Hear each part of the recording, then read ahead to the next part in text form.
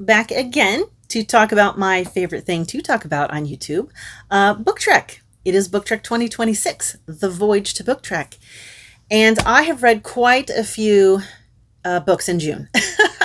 My goal was actually to talk about every book individually in individual videos. However, that's a lot of books, and I don't really have the time or motivation, honestly, to do all of those videos.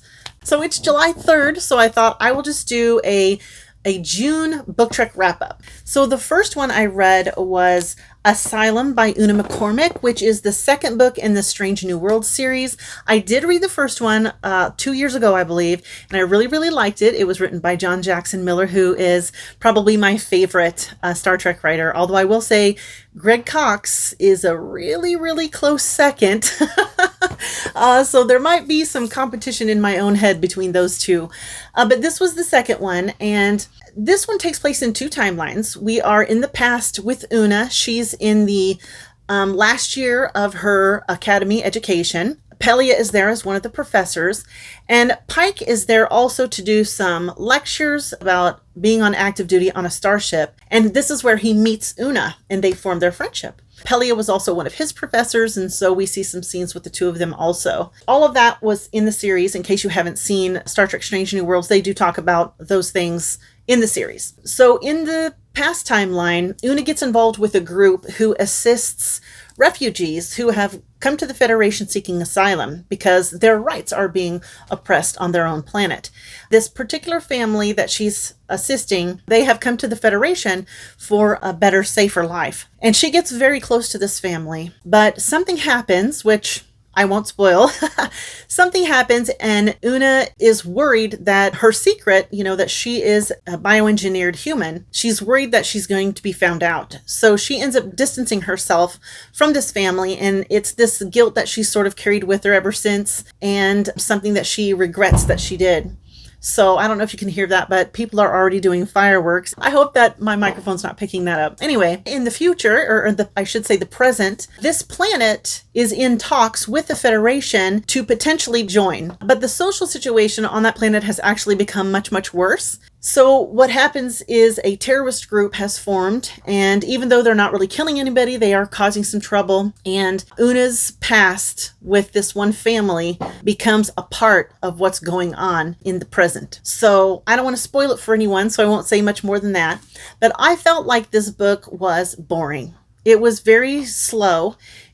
Hardly anything happened. It was a lot of talking. And I don't know, so I didn't hate it. I mean, I thought it was fine, but this was not my taste in a Star Trek book, so I didn't care for it myself. Then I went on to Toward the Night by James Swallow, which I did really enjoy. So in this one, the crew is investigating a signal that they've picked up from a planet, and they find some ruins of a Federation ship and some graves. And then they also find some ancient ruins of some species that had obviously lived there at one time. The book opens with us seeing this species step through some sort of a gateway, which at first I thought was the Guardian of Forever, but it turns out it was not the Guardian of Forever. It was something way cooler, or at least way cooler in my opinion. And this species it's an attempt for the species to try to preserve themselves because their planet is no longer supporting life. So they have found this alternate way of preserving themselves. There is some time travel involved here, and normally don't like the time travel stuff, but it really worked in this story, and I really liked it. I loved the ending. I loved how it all ended.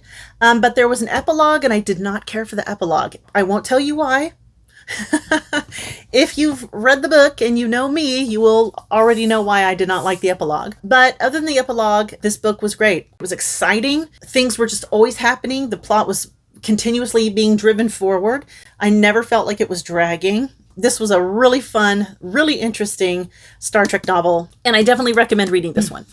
I then went on to Ring of Fire by David Mack, and I also really liked this one. In this one, the crew is assisting a space station that has been designed for a specific purpose. So in Christopher Pike's past, he is patrolling in this area and he encounters this ship that is unidentified, and the ship tries to make a run for it, and he chases the ship to the point where it ends up destroying itself. So he has carried the guilt of being the cause of the deaths of all those people on that ship throughout his whole career. So he's back in this very same place where this space station has been designed to intercept this ship, because in the past the ship appeared to be destroyed there, but it appears in the present time. So the people on space station are there to capture the ship so that the Federation can get a look at the technology that's inside of it. And of course, a lot of stuff happens. There's a saboteur on board, and so there's this whole mystery about who this saboteur is, and they're trying to get that figured out. And it was very exciting. This book was another one that things were always happening. The plot was always moving forward. And it also had a really good ending. And I really, really enjoyed this book. Another one that I would recommend.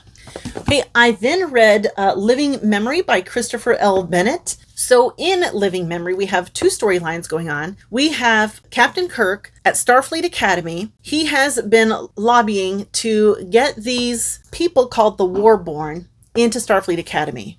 So the Warborn are kind of a subspecies on this one planet, but instead of having evolved naturally, the people there have bred them to fight the wars for the population. And they've been designed to be physically better, and they've been trained that way. So they haven't been raised with parents or anything like that. Their whole life has been learning how to be good warriors. And they also have been designed to have shortened lives. So the people on this planet don't actually practice this anymore. So Captain Kirk has been trying to get some of them into the academy to at least see if they will do well there. And there's a lot of opposition to this because people think that, the Federation want to get their hands on the Warborn so that the Warborn can fight for the Federation and all this. And it's a big controversy.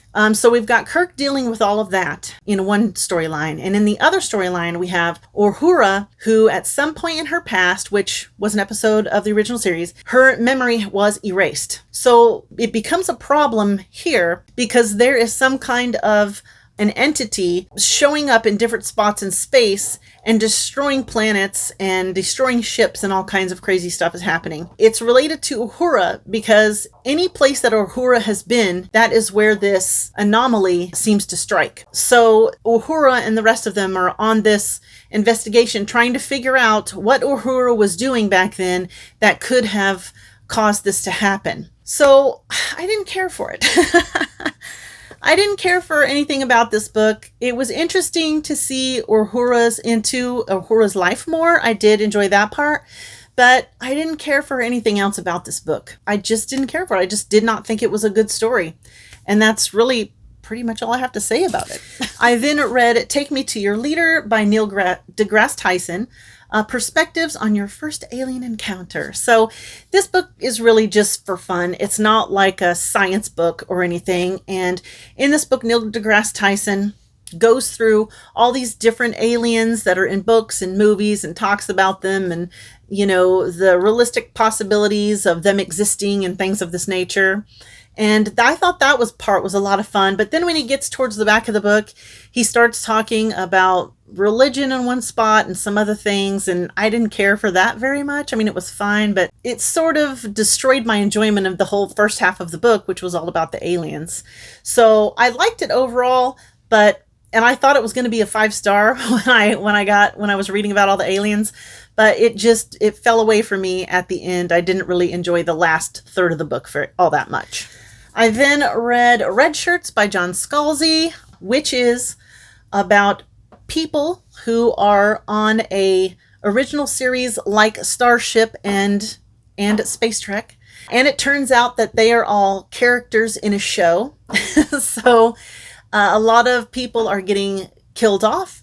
And there's this whole mystery surrounding this ship and what's going on. So some of the characters get together and start solving that mystery. And I thought this was good. I didn't love it, but I liked the premise. I thought it was really interesting. All the way up until, the story concludes, and then we get a portion of the book where they talk about how the lives of the characters are going after they solve the mystery and take care of the problem. And I didn't care for any of that. It was sort of like an epilogue on crack. It took up quite a lot of the book, and that portion bored me. But the story portion I liked. I just liked. I didn't love it, but I did like it, and I thought it was a fun premise. I then read a Star Trek Picard novel called To Defy Fate. Now, I had no intention of reading any Picard novels. I watched all 3 seasons of Picard. I wasn't super impressed, but I liked them, in quotes. I just don't consider them Star Trek. Each season is more like a Star Trek novel to me, and I don't really take the novels seriously, so I liked Picard. So anyways, but I didn't want to read any of the books. I had no intention of doing that. But this one had Wesley Crusher on the cover, and I liked Wesley Crusher when Star Trek first came out. He was only 2 years older than me. I was 12. He was 14. I was disappointed when he left the show, and I was very disappointed that he wasn't in the movies, except for a brief moment in, I think, Nemesis. And I was always disappointed to not see Wesley. You know, he doesn't even show up in the books really much. But this one had his face on it. When I read the synopsis, Wesley is a main character in this book. So I thought, well, I'm going to read that. And you know what? I really liked it. I really liked this a lot. We follow Wesley as a time traveler.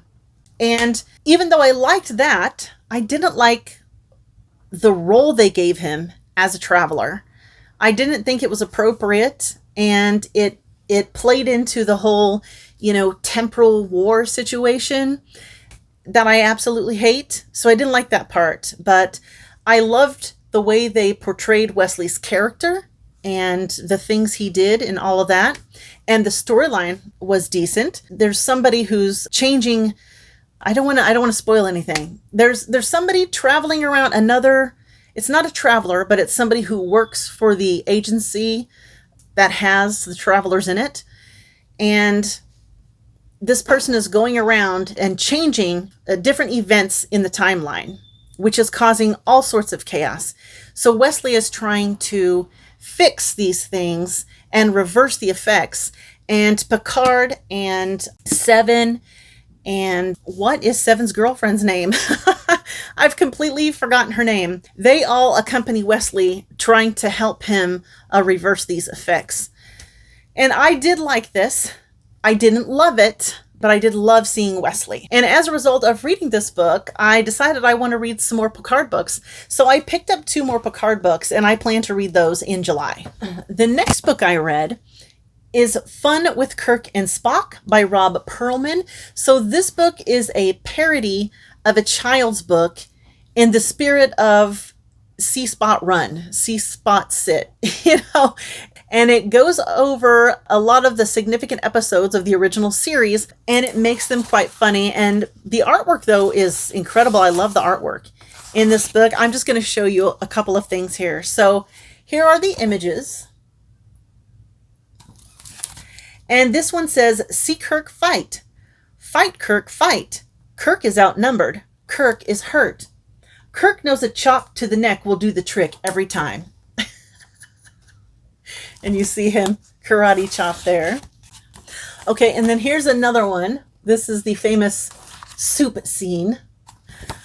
See Nurse Chapel. Nurse Chapel made soup for Spock.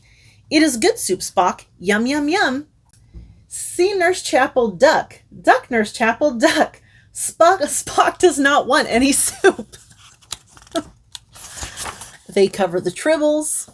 They cover Sulu sword fighting. They even bring Captain Pike into it. Here's the illustration for Pike. There's just a lot of funny stuff in this book, and this was a lot of fun to read. Plus, I loved the illustrations. I then read Still Just a Geek by Will Wheaton, which is Will Wheaton's memoir. He had originally published it as Just a Geek, and then he'd come back more recently and gone over the original version of the book and annotated it, added some commentary about what he was writing, and then plus added some new things to the book. So after he goes through the original book, he then continues on and adds more stuff. Overall, I did like it. I really like Will Wheaton. As much as I like Will Wheaton, he's not a good audiobook narrator, and he did narrate his own audiobook here, and I did listen to the audiobook. There are a lot of footnotes in it, and I mean a lot of footnotes, and even like footnotes have footnotes. So it was a bit convoluted to listen to on an audiobook. There were some things he wrote in his original book that he's embarrassed about now. And he just continuously apologizes for these things and talks about how awful it was that he wrote them. And he does that a lot. And that got to be a bit old. I was really tired of listening to him apologize for things by the time he got through the original text. But it did not ruin the book for me. I mean, there was a lot of stuff in here, a lot of really good stories that he told, a lot of good memories that are interesting. I'm saying good. He has a lot of bad memories. I feel like Will Wheaton really got the short end of the stick in a lot of ways. He had god-awful parents who stole his money, who forced him to act when he didn't even want to act, who put him in danger and his sister in danger, and just all kinds of things. But anyways, I did overall enjoy it. It was just very long and, had this convoluted footnote situation. So that was all of the Star Trek books that I read in June, and I'll call that the end of the video.